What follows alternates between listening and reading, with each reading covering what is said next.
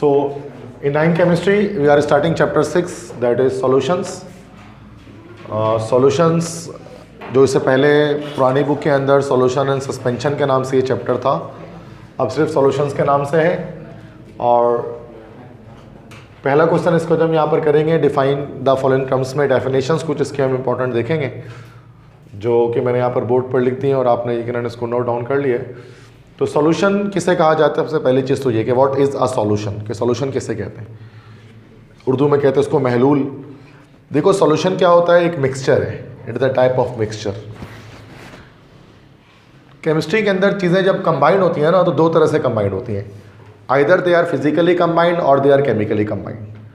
अगर दो चीज़ें केमिकली कंबाइंड है तो उसको कंपाउंड कहा जाता है, और केमिकली कंपाउंड चीज़ों को सेपरेट आउट करना बहुत मुश्किल है।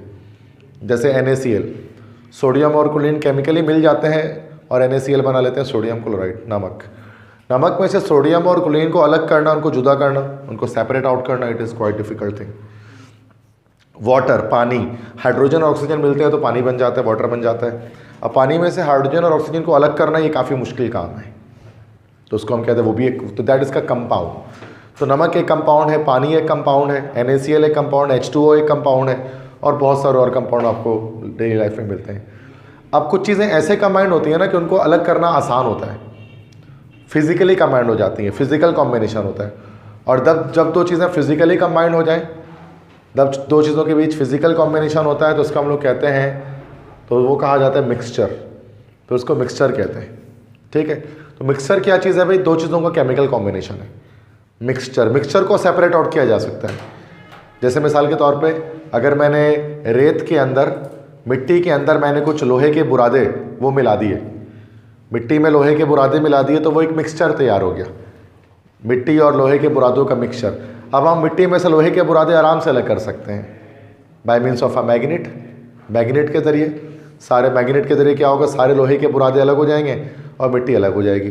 तो इसका मतलब ये मिक्सचर है जो कि आराम से इसको सेपरेट आउट कर दिया गया। मिक्सचर को सेपरेट करना आसान है, ठीक है, मिक्सचर के कंपोनेंट्स को सेपरेट करना आसान है। अब मिक्सचर हमारे पास दो तरह के होते हैं, एक हमारे पास होता है होमोजीनियस मिक्सचर और एक होता है हेट्रोजीनियस मिक्सचर। होमोजीनियस मिक्सचर किसे कहते हैं? होमो मतलब होता है सेम और जीनियस का मतलब होता है स्टेट। जैसे यहाँ पर आप देख रहे हैं एक वर्ड मैंने लिखा होमोजीनियस, तो होमो के मतलब यहाँ पर होता है सेम और जीनियस के मतलब होते हैं स्टेट। होमोजीनियस मिक्सचर क्या होता है कि जब दो चीज़ें मिल जाएं और मिलने के बाद वो एक ही स्टेट में आ जाएं, दो चीज़ें मिले और मिलने के बाद वो एक ही स्टेट में आ जाए, सेम स्टेट में आ जाए, उसको, तो ऐसा होमोजीनियस मिक्सचर कहलाता है सॉल्यूशन। तो सॉल्यूशन एक होमोजीनियस मिक्सचर होता है दो या दो से ज़्यादा चीज़ों का। जैसे मिसाल के तौर पे नमक और पानी मिला दें, नमक का स्टेट कैसा होता है? नमक का स्टेट कैसा है? सॉलिड, लिक्विड के गैस, सॉलिड है। पानी का स्टेट कैसा है? लिक्विड है। नमक और पानी को मिक्स कर दिया, पूरा मिक्सचर किस स्टेट में तैयार हो गया? लिक्विड स्टेट में। एक ही सेम स्टेट में आ गए दोनों चीज़ें। अब सॉलिड तो नहीं रहा ना नमक, वो भी लिक्विड बन गया, तो ये एक होमोजीनियस मिक्सचर हो गया, जिसमें क्या है कि दोनों कंपोनेंट्स की जो कंपोजिशन है और जो स्टेट है वो उनकी सेम है, तो ये सॉल्यूशन कहलाता है। सस्पेंशन क्या होता है? इसका अलग है। वो सस्पेंशन हेट्रोजीनियस मिक्सचर होता है दो या दो से ज़्यादा चीज़ों का। अब हेट्रोजीनियस का मतलब क्या होता है? हेट्रो मतलब होता है डिफरेंट। मिसाल के तौर पर रेत लिया आपने, बजरी ली, एक चम्मच बजरी लिया आपने और उसको एक गिलास पानी में घोल दिया, तो मिक्सचर तैयार हो गया है, अभी भी एक मिक्सचर बन गया। लेकिन अब ये होमोजीनियस मिक्सचर नहीं है, हेट्रोजीनियस मिक्सचर है। क्यों? बिकॉज आपको उस मिक्सचर के अंदर मिट्टी, रेत आपको अलग सॉलिड स्टेट में दिखाई देगी, बजरी, और पानी आपको लिक्विड में अलग दिखाई देगा। दिस इज अ सस्पेंशन, इसको सस्पेंशन कहा जाता है। तो सॉल्यूशन और सस्पेंशन ये दोनों मिक्सचर की ही टाइप्स हैं। और मिक्सचर क्या होता है? फिजिकली कंबाइंड होता है, जिनको आराम से सेपरेट आउट किया जा सके। जैसे नमक और पानी मिला दिया जाए तो क्या नमक अलग किया जा सकता है पानी में से? ईजिली एवोपरेट कर दें, हीट कर दें, सारा पानी उड़ जाएगा, नमक बच जाएगा। तो एवोपरेशन के थ्रू आपको नमक हासिल हो सकता है। तो सॉल्यूशन क्या है? होमोजीनियस मिक्सचर है दो या दो से ज़्यादा चीज़ों का। समझ में आ गई आपको बात? जैसे पानी में अगर आपने शुगर, चीनी आपने घोल दी तो वो होमोजीनियस है। पानी में आपने नमक घोल दिया तो होमोजीनियस मिक्सचर है। क्लियर है यहाँ पे? अब हमारे पास सॉल्यूशन दो चीज़ों से मिलकर बनता है, सॉल्यूट और सॉल्वेंट। याद रखें कि जब सॉल्यूट सॉल्वेंट से कंबाइन होता है, जब दोनों मिलते हैं तो जो चीज़ हमारे पास तैयार होती है उसको क्या बोलते हैं? सॉल्यूशन। सॉल्यूट क्या होता है? सॉल्यूशन में जो चीज़ लेसर अमाउंट में, कम मिकदार में होती है उसको क्या कहते हैं? सॉल्यूट। और सॉल्यूशन में जो चीज़ ज़्यादा बड़ी तादाद में होती है, ग्रेटर अमाउंट में होती है, उसको क्या बोलते हैं? सॉल्वेंट। अगर मैं 1 चम्मच नमक 1 जग पानी में घोल रहा हूँ तो सॉल्यूट क्या है इसमें? कम, नमक कम है, और सॉल्वेंट क्या है? पानी है, क्योंकि वो ज़्यादा है। तो सॉल्यूशन में 2 चीज़ें होती हैं, सॉल्यूट और सॉल्वेंट। जो कम है वो सॉल्यूट, जो ज़्यादा है वो सॉल्वेंट। बेसिक डेफिनेशन, ठीक है। अब एक चीज़ होती है एक्वस सॉल्यूशन। एक्वस सॉल्यूशन एक वर्ड से निकला है, एक्वा से निकला है, एक्वा। एक्वा के मतलब क्या होते हैं? वाटर या पानी। एक्वा का मतलब होता है ना पानी, ऐसा एक्वा फीना एक मिनरल वाटर है। तो एक्वा मतलब होता है वाटर। तो एक ऐसा सॉल्यूशन जिसमें पानी मौजूद हो सॉल्वेंट के तौर पर, उसको एक्वा सॉल्यूशन कहते हैं। ज़रूरी नहीं है कि हर चीज़ पानी में घोला जाए, चीज़ें तेल में भी घोली जा सकती हैं, चीज़ें पेट्रोल में भी घोली जा सकती हैं, चीज़ों को किसी और सॉल्वेंट में भी डिज़ोल्व किया जा सकता है। ज़रूरी नहीं है कि वाटर ही हो। लेकिन अगर आपने सॉल्यूशन में वाटर इस्तेमाल किया है तो वो कैसा सॉल्यूशन है? एक्वा सॉल्यूशन है वो, ठीक है। ऐसा सॉल्यूशन जिसमें वाटर मौजूद हो एज अ सॉल्वेंट, उसको हम कहते हैं एक्वा सॉल्यूशन। समझ में आ गई बात? तो बड़ी बेसिक डेफिनेशन है, दो लाइन की, बड़ी बेसिक सी। अब आप भले बुक में बोलो सर बुक में इतनी लंबी है, बट बात उसमें यही की जा रही है, ठीक है, बेसिक है। तो ये बात हमारे जहन में आ रही है, ठीक है, तो क्लियर है ये बात। नेक्स्ट है unsaturated solution. Unsaturated solution, saturated solution, super saturated, ये एक साथ समझ में आते हैं तीनों। ये भी बड़ा बेसिक है। अनसैचुरेटेड सॉल्यूशन क्या होता है, सैचुरेटेड क्या होता है और सुपर सैचुरेटेड क्या होता है। मैं 1 गिलास पानी लूँ या 1 जग पानी में लूँ, 1 जग पानी में मैं 1 चम्मच नमक घोल दूँ, घुल जाएगा पूरा? दूसरा चम्मच भी घुल सकता है। तो 1 चम्मच नमक घोलने पर वो सॉल्यूशन तो बन गया। अभी एक ऐसा सॉल्यूशन है अनसैचुरेटेड सॉल्यूशन। अनसैचुरेटेड सॉल्यूशन क्या होता है? जिसमें more amount of solute can be dissolved, जिसमें मोर अमाउंट ऑफ सॉल्यूट को आप डिजॉल्व कर सकते हैं। अब 2 चम्मच नमक घोला वो भी घुल गया, 3 चम्मच नमक घोला वो भी घुल गया, अभी भी अनसैचुरेटेड है। जब चौथा चम्मच आपने नमक घोला ना, तो क्या वो पूरा नहीं घोला, बचना शुरू हो गया। होता है ना, एक वक्त आता है जब मैक्सिमम लिमिट रीच कर जाती है और बचना शुरू हो जाता है, नीचे है ना, फिर वो चम्मच आप हिलाते ही रहोगे, वो घुलेगा नहीं, एक वक्त ऐसा आता है। तो अब चीनी में भी ऐसा होता है, नमक में भी ऐसा होता है। अब इस सूरत में भी कौन सा सोल्यूशन बन गया? Saturated solution. सैचुरेटेड सॉल्यूशन कौन सा सॉल्यूशन होगा? जिसमें मोर अमाउंट ऑफ सॉल्यूट को रूम टेम्परेचर पर, नॉर्मल टेम्परेचर पर डिजॉल्व नहीं कर सकते आप और ज़्यादा, मतलब वो बचना शुरू हो जाएगा। फिर आप क्या कह रहे हैं? आप वो पूरा पानी सॉल्यूट चीनी या नमक के साथ जो बचा हुआ है, आप उसको चूल्हे पे चढ़ा दें, हीट कर दें। चूल्हे पे चढ़ाएंगे और जब चम्मच घुमाएंगे तो वो भी हल हो जाएगा, है ना, गर्म पानी जब करते हैं तो। अब ये कौन सा सोल्यूशन है? This is called super saturated solution, जिसे मोर अमाउंट ऑफ सॉल्यूट को आपने डिजॉल्व किया है, लेकिन हाई टेम्परेचर पे, टेम्परेचर इंक्रीज करके किया है। तो सिंपल 3 तरह के सोल्यूशन हो सकते हैं, unsaturated, saturated, super saturated. Unsaturated कौन सा है? जिसमें more amount of solute dissolve हो सकता है। सैचुरेटेड कौन सा है? जिसमें more amount of solute dissolve नहीं हो सकता। और सुपर सैचुरेटेड सोल्यूशन कौन सा होता है? जिसमें more amount of solute heat देकर या हाई टेम्परेचर पर डिजॉल्व किया जाता है। समझ में आ गया पूरा? ये सब क्लियर है? बहुत बेसिक, एक बार पढ़ोगे याद हो जाएगा, इतना आसान है। नेक्स्ट है, अब 2 एक साथ समझो, डायल्यूट सोल्यूशन और कंसंट्रेटेड सोल्यूशन। ये भी बड़ा आसान है। डायल्यूट सोल्यूशन क्या होता है और कंसंट्रेटेड सोल्यूशन किसे कहते हैं? जैसे अब चाय बनाया जाता है, सोल्यूशन ही होता है चाय भी, जो चाय में चीनी डाली जाती है। अब जो चाय में जो चीनी डलती है ना, वो हर इंसान को एक अलग इसका टेस्ट होता है, या किसी इंसान को भी डायबिटीज़ होती है, शुगर होती है, तो वो चीनी वैसे ही कम पीता है। तो या फिर नहीं डायबिटीज़ है फिर भी किसी को मीठा पसंद होता है, किसी को नहीं होता है। हर तरह के लोग दुनिया में, किसी को मीठा बहुत ज़्यादा पसंद होता है, बिल्कुल किसी को मीठा पसंद ही नहीं होता है। दोनों तरह के लोग दुनिया में, एक घर में ही 2 तरह के होते हैं, एक भाई को पसंद एक को नहीं, एक बहन को पसंद एक को नहीं, ऐसा होता है। तो ये टेस्ट की बात होती है, हर इंसान की अलग अलग होती है, किसी को कुछ पसंद, किसी को कुछ पसंद। मुझे जो है मीठी चाय मिसाल के तौर पर पसंद है, मुझे मीठी चाय ख़ास तौर पर पसंद है। लेकिन अगर मैं बात करूँ, मेरे घर में और फ़र्द हैं, उनको मीठी चाय नहीं पसंद, तो ऐसी पॉसिबिलिटी होती है।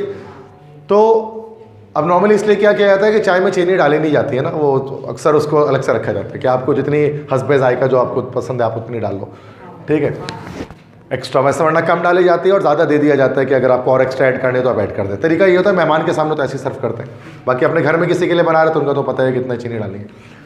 तो अब अगर चाय में अगर आपने 1 चम्मच चीनी डाल दी, मतलब 1 चम्मच डाले तो नॉर्मल, मतलब बहुत कम मीठा ही होगा फिर वो, 1 चम्मच चीनी आपने डाली एक कप चाय में, तो अब चूँकि सॉल्यूट की मिकदार कम है, तो अब ये कहलाएगा हमारे पास डाइल्यूट सॉल्यूशन। डाइल्यूट सॉल्यूशन वो होगा जिसमें सॉल्यूट कम आपने डाला होगा। अब किसी इंसान को ज़्यादा मीठी चाय पसंद है, 3 चम्मच चीनी उसको चाहिए 1 कप चाय में, तो आपने 3 चम्मच डाल दिया, वो बहुत मीठा हो जाएगा, चाहे बहुत मीठी हो जाएगी शहद जैसे बिल्कुल। अब ये सोल्यूशन क्या कहलाएगा? Concentrated solution. तो डाइल्यूट सोल्यूशन क्या होता है? जिसमें कम सॉल्यूट डिजॉल्व होता है, और अगर कंसंट्रेटेड क्या, जिसमें ज़्यादा सॉल्यूट डिजॉल्व हो। समझ में आ गई? जैसे फीकी चाय और मीठी चाय, फीकी चाय में कम चीनी डालेगी, डाइल्यूट है, और मीठी चाय जो होगी वो कंसंट्रेटेड होगी, उसमें ज़्यादा सॉल्यूट डिजॉल्व होगा। बस समझ में आ गई? बेसिक घर के एग्जाम्पल से समझा रहा हूँ ताकि आप समझ जाओ क्या फ़र्क है। क्वेश्चन नंबर 1 है, डेफिनेशन सारे हो गए। नेक्स्ट देखा, explain the types of solution. Solution कितने टाइप्स के होते हैं? तो बेटा सॉल्यूशन टोटल हमारे पास 9 टाइप्स के हैं। उनकी कंपोजिशन के लिहाज से सॉल्यूशन 9 टाइप्स के होते हैं। तो ये मैंने 9 टाइप्स के सॉल्यूशन यहाँ पर आपको बताएं। That is 1 2 3 4 5 6 7 8 9। तो ये कॉलम हमने इसको कॉलम बना दिया उसमें, और उसके बाद उसको यहाँ पर लिख दिया। पहले मैं सॉल्यूट लिखा। सॉल्यूट वो चीज़ जो क्या होगी भी, कम होगी, और सॉल्वेंट वो चीज़ जो ज़्यादा होगी, और सॉल्यूशन जो दोनों के मिलने से बनेगा, कम्बिनेशन कंबाइन होने से। अब इसका सिंपल तरीका याद करने के लिए है कि gas gas gas, liquid liquid liquid, solid solid solid, ऐसे हो गया। पहले लाइन से लिख दिया, फिर gas liquid solid, gas liquid solid, gas liquid solid. तो इस तरह से नॉर्मली लिखना है ताकि याद रहे हमें, वरना ऐसे याद करेंगे ना तो थोड़ा सा आगे पीछे हो सकता है। वैसे कॉम्बिनेशन बनाया हुआ मैंने, टोटल 9 कॉम्बिनेशन बन रहे हैं। अब गैस कम और गैस ही ज़्यादा, तो अब इसका सोल्यूशन क्या हमारे पास होगा? एयर। एयर में गैस कम, गैसेस से मिलकर बनता है। कम भी गैस होती है, ज़्यादा भी गैस ही होती है। तो आपको पता है एयर में 21% कौन सी गैस है? ऑक्सीजन। और 78% कौन सी गैस है? नाइट्रोजन। तो एयर के अंदर ऑक्सीजन गैस क्या हो गई भाई हमारे पास, जो कम है, तो सॉल्यूट हो गई, और नाइट्रोजन गैस क्या हो गई एयर के अंदर? सॉल्वेंट हो गई। जैसे एमसीक्यूज के लिए मैं आपको बता रहा हूँ कि एयर के अंदर ऑक्सीजन गैस सॉल्यूट है और नाइट्रोजन गैस सॉल्वेंट है। तो पेपर में जितना लिखना है उतना तो आपने लिख दिया। अब मैं जैसे एमसीक्यूज के लिए कभी बोर्ड पे कुछ लिखूंगा तो लिखूंगा, लेकिन क्वेश्चन आंसर के लिए आपने लिख दिया जितना आपको लिखना चाहिए था। नेक्स्ट है गैस लिक्विड। गैस कम, लिक्विड ज़्यादा। अब गैस कम, लिक्विड ज़्यादा, तो उसमें क्या चीज़ हमारे पास है? Carbonated drinks. कार्बोनेटेड ड्रिंक्स मतलब पेप्सी वगैरह, पेप्सी हो गया, कोक हो गया, स्प्राइट हो गया, माउंटेन ड्यू हो गया, ये सारे इसमें पता है आपको गैस डिजॉल्व होती है उसके अंदर। यस, क्या चीज़? ठीक है, okay. It is not string, it is sting, STING, sting. String धागे को बोलते हैं, बहुत सारे लोग उसको स्ट्रिंग कह रहे होते हैं, स्टिंग होता है STING। ठीक है, okay. Now gas liquid, gas कम और लिक्विड ज़्यादा। तो कार्बोनेटेड ड्रिंक्स होंगे, पेप्सी, कोक वगैरह, तो उसमें क्या होता है? CO2, कार्बन डाइऑक्साइड गैस, इसमें किसमें? लिक्विड में डिजॉल्व होती है।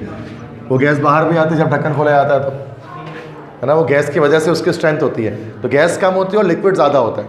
वही गैस बुलबुले भी बनता है ना उसके, पेप्सी वगैरह के अंदर। गैस सॉलिड, गैस कम और सॉलिड ज़्यादा।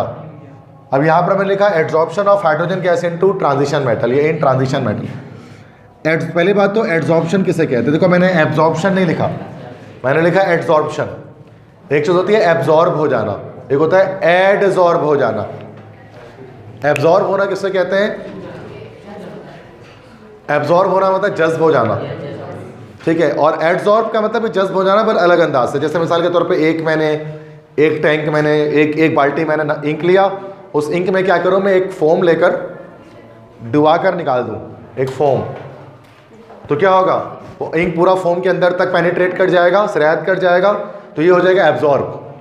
अब मैं क्या करूँ? एक चौक लूँ, एक चौक ले लो जिससे बोर्ड पे लिखते हैं, चौक डुबा कर निकाल दूँ।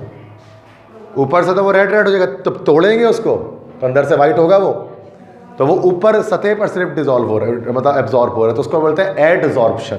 एडजॉर्प्शन मतलब सिर्फ सतह पर अगर कोई चीज़ जज्ब हो रही है तो एड्जॉर्ब हो रहा है, और अंदर तक अगर जज्ब हो रही है तो एब्जॉर्ब हो रहा है। तो देखो मैंने गलती से एडजॉर्ब नहीं लिखा है, मुझे लिखना ही एड्जॉर्प्शन था। एब्जॉर्प्शन अलग चीज़ है, एडजॉर्प्शन अलग चीज़ है। तो एड्जॉर्ब हो जाना हाइड्रोजन गैस का ट्रांजिशन मेटल में। ट्रांजिशन मेटल किसे कहते हैं? डी ब्लॉक के जो एलिमेंट्स होते हैं, वो सॉरी जो आपके ट्रांजिशन एलिमेंट्स मैंने पढ़ाए थे आपको 1B से 8B वाले, वो ट्रांजिशन मेटल्स होता है, जैसे गोल्ड, सिल्वर वगैरह, आयरन वगैरह। अब जो ट्रांजिशन मेटल होते हैं ना, उनका साइज़ काफ़ी, मतलब उनके एटम काफ़ी बड़े होते हैं। जैसे अगर मैं किसी गोल्ड के एटम की मिसाल लूँ, उसको अगर इलेक्ट्रॉन माइक्रोस्कोप में देखा जाए ना अगर गोल्ड के एटम को, तो गोल्ड के एटम काफ़ी बड़े साइज़ किस वजह से होते हैं कि, या किसी भी ट्रांजिशन मेटल के, जो कि हमने पढ़ा है पीरियोडिक टेबल के अंदर कि उनके पास 4 शेल होते हैं या 5 शेल होते हैं। चूँकि पीरियोडिक टेबल में वो हमारे पास या तो हमारे पास वो 3rd पीरियड 4th पीरियड से स्टार्ट होते हैं, है ना। तो फोर्थ पीरियड से स्टार्ट होता है, 4 शेल 5 शेल 6 शेल उनके पास होते हैं। स्कैंडियम टाइटेनियम वेनेडियम वाली सीरीज आपको पता है नीचे आती है, चौथे शेल से आती है, चौथे पीरियड से आती है। तो अब क्या होता है, बड़े बड़े एटम्स जब जुड़ते हैं ना आपस में, जब बड़े बड़े एटम्स साथ में जुड़ते हैं तो क्या होता है कि उनके जुड़ने के बाद उनके बीच में एक ना गैप बन जाता है। इस गैप को हम लोग बोलते हैं वॉइड। एक गैप बन जाता है ना, जो ट्रांजिशन मेटल्स होते हैं उनके जो एटम साथ में जुड़े होते हैं कि जब उनको इलेक्ट्रॉन माइक्रोस्कोप से देखा जाएगा तो उनमें हर एटम के बीच में आपको गैप दिखेगा। चूंकि ऐसे बॉल्स को भी जोड़ेंगे तो आपस में गैप्स आ जाएंगे, ठीक है। तो ये जो गैप्स आएंगे उनको वॉइड कहा जाता है। और इसी वॉइड के अंदर क्या होता है, जब हाइड्रोजन गैस को स्प्रे किया जाता है ना, तो हाइड्रोजन गैस जैसे छोटे एटम्स क्या होते हैं इस वॉइड के अंदर एब्जॉर्ब हो जाते हैं, इसके अंदर घुस जाते हैं। तो इससे एक सॉल्यूशन तैयार हो जाता है जो हमारे पास गैस सॉलिड का सॉल्यूशन होता है कि थोड़ी सी गैस क्या कर सकती है, इस ट्रांजिशन मेटल के जो सरफेस पर जो छोटे छोटे सुराख हैं वॉइड्स हैं उनके अंदर एब्जॉर्ब हो सकते हैं, उसके अंदर घुस सकती है। तो ये एक एग्जांपल गैस सॉलिड सॉल्यूशन की है, जिसमें गैस सॉलिड के ऊपर जो ट्रांजिशन मेटल्स के ऊपर जैसे गोल्ड सिल्वर वगैरह इनके ऊपर जो वॉइड्स है उनके अंदर एब्जॉर्ब हो जा रहा है। तो ये थोड़ा मुश्किल है, घर पर नहीं दिखेगा, इसलिए मैं थोड़ा इतना टाइम लग रहा है समझाने में, वरना ये सब कैसे 1 सेकंड में समझा देते हैं। तो घर पे मिलता ही नहीं ये चीज़। लिक्विड गैस ये बड़ा आसान है, लिक्विड कम और गैस ज़्यादा। तो इसमें हमारे पास क्या हो जाएगा भाई, क्लाउड या फिर बादल। क्लाउड्स के अंदर आपको पता है बहुत सारे गैसेस होते हैं ना क्लाउड, लेकिन उनके अंदर वाटर भी होता है, लिक्विड भी होती है। जब वो बहुत ज़्यादा हैवी हो जाते हैं तो क्या होता है, बारिश होनी शुरू हो जाती है और फिर बारिश बरसती है, ठीक है, रेनिंग होती है। तो cloud liquid gas solution. Liquid कम और लिक्विड ही ज़्यादा। लेमनेड किसको बोलते हैं भाई, नींबू पानी, ठीक है। नींबू पानी तो पिया ही होगा गर्मियों में, नॉर्मली सर्दियों में तो कोई नहीं पीता। तो नींबू पानी में किस चीज़ से बनाते हैं, इसमें आप पानी के अंदर नींबू का रस डालते हैं तो वाटर जो होता है उसके अंदर वो हो गया सॉल्वेंट, और जो सिट्रिक एसिड है जो नींबू का रस है वो क्या हो गया, सॉल्यूट हो गया। दोनों है तो लिक्विड ही ना, लिक्विड के अंदर रूह अफ़ज़ा का शरबत हो गया, जामे शीरी वगैरह, ये भी तो लिक्विड ही होता है, लिक्विड में डल रहा होता है तो शरबत बन जाता है, ठीक है। लिक्विड सॉलिड, लिक्विड कम सॉलिड ज़्यादा। अब एक चीज़ किसकी मिसाल क्या है, जैसे जेली में लिक्विड कम होती है और सॉलिड ज़्यादा होता है। इस तरह से और भी मिसाल ले सकते हैं, बटर, मक्खन, उसमें भी होता है ना, लिक्विड कम होती है और सॉलिड ज़्यादा उसके अंदर होता है, इससे मिला हुआ होता है ये।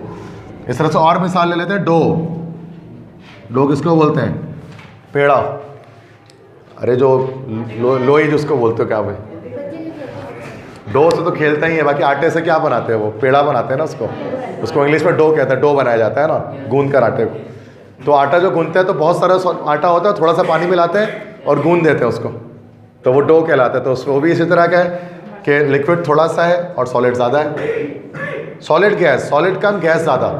इसकी मिसाल क्या है, स्मोक मतलब धुआं, जैसे कि carbon particles in air. Normally आपने देखा होगा कि इस तरह से ऐसा होता है कि जब गाड़ियों से धुआं निकल रहा होता है ना, तो उसमें हमारे पास क्या होता है कि गैस होती है ज़्यादा और उसके अंदर थोड़े थोड़े कार्बन डाइऑक्साइड के पार्टिकल्स होते हैं, कार्बन के पार्टिकल्स। वही कार्बन के पार्टिकल धुएं को ब्लैक कलर देते हैं, इसलिए काला धुआं निकल रहा होता है। तो काला जो धुआं है ना, धुएं में 2 चीज़ें हैं, तो इसमें तो गैस एयर तो है, हवा, और हवा के अंदर क्या चीज़ आ गई, कार्बन पार्टिकल, सभी वो ब्लैक आपको दिख रहा होता है, ठीक है। तो ये धुआं जो होता है वो सॉलिड कम होती है, उसके अंदर गैस ज़्यादा होती है। सॉलिड लिक्विड, सॉलिड कम लिक्विड ज़्यादा। ये नॉर्मली ब्राइन किसे कहते हैं, सॉल्ट इन वाटर। 1 गिलास पानी में नमक घोल दिया, चीनी घोल दिया, ये तो सॉलिड कम लिक्विड ज़्यादा। सॉलिड 2 सॉलिड को मिलाकर आपको सॉल्यूशन बनाना है। तो इसमें हमारे पास है अलॉय किसे कहते हैं, अलॉय उर्दू में कहते हैं Bharat. Alloy is actually the mixture of 2 metals, 2 metals का मिक्सचर अलॉय कहलाता है। जैसे स्टील, आगे पढ़ेंगे क्लासों में, स्टील एक अलॉय है, आयरन और निकल या कोबाल्ट, निकल और क्रोमियम को मिलाकर स्टील तैयार कर देते हैं। इस तरह ब्रास पढ़ेंगे, ब्रास मतलब पीतल पढ़ेंगे, कॉपर और जिंक से मिलाकर बनता है। ब्रोंज पढ़ेंगे, ब्रोंज भी एक अलॉय है जो कि कॉपर और टिन से मिलाकर बनता है। तो ब्रास है, ब्रोंज है, नाइक्रोम है, स्टील है, और भी बहुत सारे होते हैं, सारे अलॉय हैं जो 2 मेटल का कॉम्बिनेशन है, 2 सॉलिड्स के मिलाप से बनता है, ठीक है। तो ये 9 टाइप्स के सॉल्यूशन समझ में आ गए सबको, 9 टाइप्स के होते हैं। तो अलग अलग मैंने सबको एग्जाम्पल एक्सप्लेन कर दी कि रट्टा नहीं लगाना पड़े, आपके माइंड में रहेगी। Next define concentration. कंसंट्रेशन किसे कहते हैं, तो कंसंट्रेशन सिंपल डेफिनेशन है, the amount of solute dissolve in a solution is called concentration. मतलब सॉल्यूशन के अंदर कितना अमाउंट ऑफ सॉल्यूट डिजॉल्व है, ये कहलाता है कंसंट्रेशन। एक तो कंसंट्रेशन होती है जो पढ़ाई पे आप करते हैं, ध्यान जिसको हम बोलते हैं, कि बोलो पढ़ाई पे कंसंट्रेट करो, कंसंट्रेशन से पढ़ो, ध्यान लगा के पढ़ो, तो वो कंसंट्रेशन है। और एक कंसंट्रेशन केमिस्ट्री में पढ़ते हैं। इस कंसंट्रेशन का मतलब होता है कि सॉल्यूट कितना सॉल्यूट सॉल्यूशन के अंदर डिजॉल्व, उसकी अमाउंट कहलाती है कंसंट्रेशन। अलग अलग अंदाज से बता सकते हैं। जैसे किचन में कंसंट्रेशन बताते हैं, किचन के अंदर आप देखोगे कंसंट्रेशन बताई जाती है, किचन के अंदर कंसंट्रेशन बताई जाती है। जैसे कि 1 गिलास पानी में, मतलब टेबल स्पून या टी स्पून के लिहाज से, खाने के चम्मच या चाय के चम्मच के लिहाज से, कि 1 चाय का चम्मच 1 खाने का चम्मच, इस तरह होता है ना, ये कंसंट्रेशन है। तो कंसंट्रेशन बताने के अलग अलग तरीके हैं, जिसमें से एक तरीका हमारे पास है मोलैरिटी। तो मोलैरिटी एक अलग डेफिनेशन है। मोलैरिटी जिसको हम कैपिटल M से शो करते हैं, it is the unit of concentration. ये भी ये कंसंट्रेशन की एक यूनिट है। मतलब लैब के अंदर खड़े होकर हम टेबल स्पून और टी स्पून की बात नहीं करते कि 1 चम्मच HCl डाल दो या एक टेबल स्पून सोडियम क्लोराइड डाल दो, नहीं। लैब के अंदर हम मोलैरिटीज़ में बात करते हैं। मोलैरिटी क्या है? मोल्स ऑफ सॉलिड डिजॉल्व पर litre of solution is called molarity. 1 litre solution के अंदर जितने भी मोल्स ऑफ सॉलिड डिजॉल्व हैं, तो उसको हम लोग कहते हैं मोलैरिटी। अगर 1 मोल्स ऑफ सॉलिड को 1 लीटर ऑफ सॉल्यूशन में डिजॉल्व किया जाए तो वो 1 मोलर सॉल्यूशन बनता है। तो अगर हमें मोलैरिटी को निकालना है किसी भी सब्सटेंस की, तो इसका न्यूमेरिकल है जो नेक्स्ट क्लास में हम करेंगे, तो उसमें हमें क्या करना है, मोल्स ऑफ सॉलिड को लीटर्स ऑफ सॉल्यूशन से डिवाइड कर देना है। तो जब मोल्स को जब हम लीटर से डिवाइड करते हैं, सॉलिड के मोल्स को सॉल्यूशन के लीटर से डिवाइड करते हैं, तो उस सूरत में हमें जो आंसर आता है वो कहलाता है मोलैरिटी। तो मोलैरिटी भी कंसंट्रेशन को बताने का तरीका है कि कौन सा सॉल्यूशन कितना डाइल्यूट या कितना कंसंट्रेटेड है, कितना सॉल्यूट उसके अंदर डिजॉल्व है। तो इसको कैपिटल M से शो किया जाता है और इसको जो है वो मोल्स ऑफ सॉलिड पर लीटर्स ऑफ सॉल्यूशन कहते हैं। ये एक यूनिट है कंसंट्रेशन की। और भी होती है, वो बाकी आगे की क्लासों में हम डिस्कस करेंगे। अभी एक मोलैरिटी मैं आपको बता रहा हूँ, बाकी परसेंटेज कंपोजिशन भी होती है, मोल फ्रैक्शन होती है, नॉर्मेलिटी होती है, बहुत सारे होते हैं, ठीक है। मोलैरिटी होती है। आखिरी सवाल है question 5, define solubility and the factors affecting it. Solubility को डिफाइन करें और बताएं कि कितने फैक्टर सॉल्युबिलिटी पर डिपेंड करते हैं। सॉल्युबिलिटी किसे कहते हैं? सॉल्युबिलिटी का मतलब होता है हल पजीरी, हल होने की सलाहियत, हल पजीरी, हल होने की सलाहियत। तो ग्राम्स ऑफ सॉलिड डिजॉल्व पर 100 gram of solvent is called solubility. 100 gram solvent के अंदर जितना सॉलिड डिजॉल्व हो सकता है उसको हम लोग बोलते हैं सॉल्युबिलिटी। अगर कोई चीज़ ज़्यादा डिजॉल्व हो जा रही है तो उसकी सॉल्युबिलिटी ज़्यादा है, जो कम डिजॉल्व हो रही है उसकी सॉल्युबिलिटी कम है।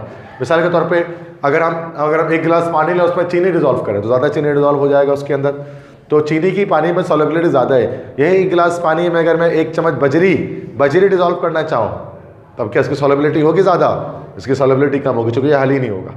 तो कितना हल हो सकता है एक सॉल्वेंट के अंदर, उसको कहा जाता है सॉल्युबिलिटी।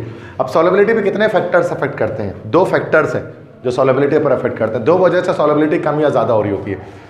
पहले चीज़ टेम्परेचर का इस पर वेरिएशन होता है, और टेम्परेचर में वेरिएशन 2 तरह से।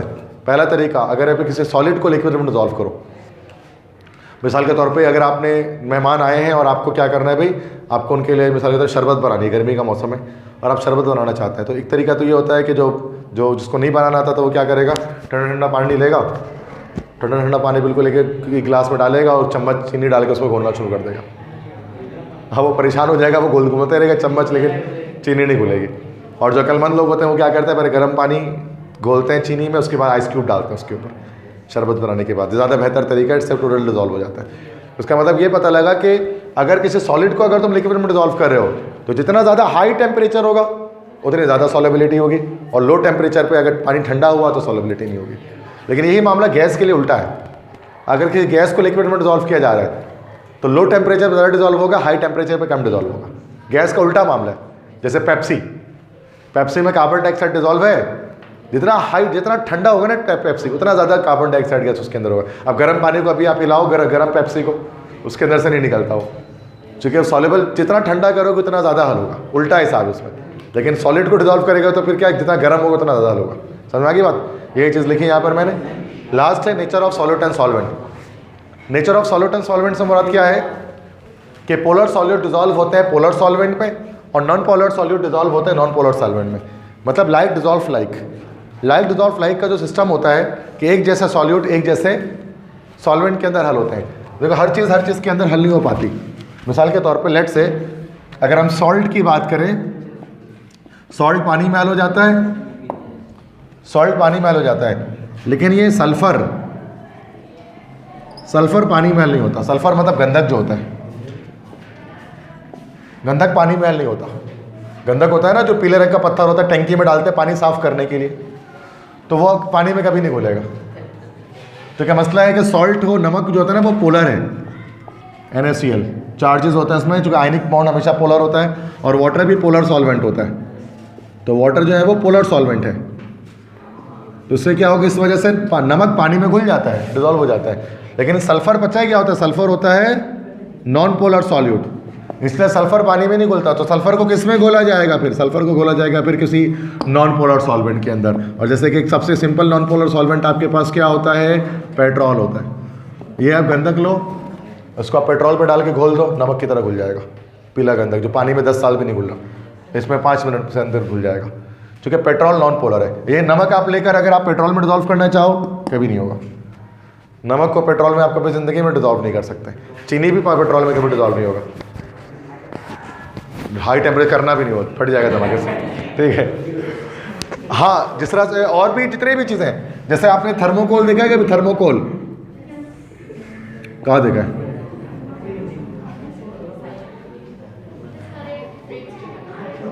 थर्मोकोल देखा है? इसको बहुत सारे लोग थर्मोपोल बोलते हैं, वैसे थर्मापोल या thermopol, this is not thermopol, this is thermocol, ठीक है। तो थर्मोकोल, थर्मोकोल नॉट पोल, ठीक है। तो बहुत सारे बच्चे इसको थर्मोपोल लिख रहे होते हैं, आप नेट पे सर्च करो, गूगल में थर्मोकोल आएगा। ये थर्मोकोल क्या चीज़ होती है, जिससे नॉर्मली आपने देखो फ्रिज वगैरह पैक करते हैं, बहुत सारी चीज़ें ऐसे पैक करके आती हैं।